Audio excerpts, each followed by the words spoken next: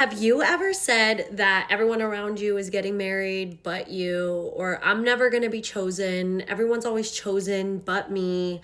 Maybe you've said, I'm never going to meet a man because all I do is work, or maybe you've even said that there is literally no godly men around you. If this is things that you have said, then ladies, come on in, let's have a chat. I'm here to remind you that our words have power and life and death is in the tongue. If we're saying I'm never going to be chosen, we're actively going to be living out that we are never chosen.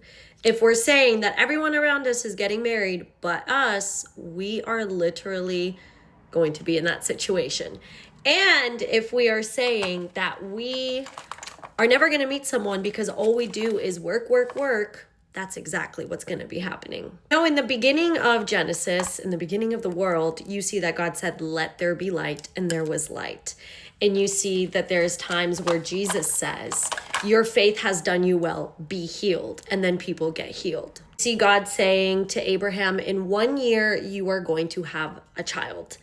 And all of those come to pass. And it is because there is power in what you say. If you're constantly saying that you're never going to be chosen, it's honestly just confirming that you are never going to be chosen.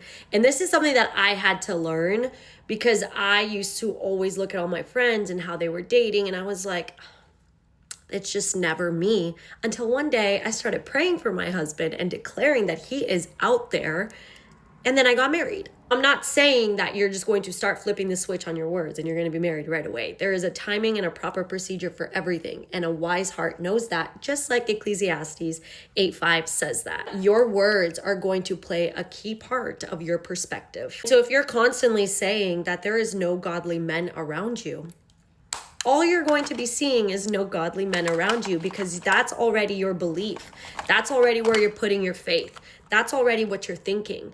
If you're saying you're not going to meet a man because all you do is work, then that is your belief. You know, you can always meet a man at work. You can always meet a godly man at work. You never know the power of the Lord.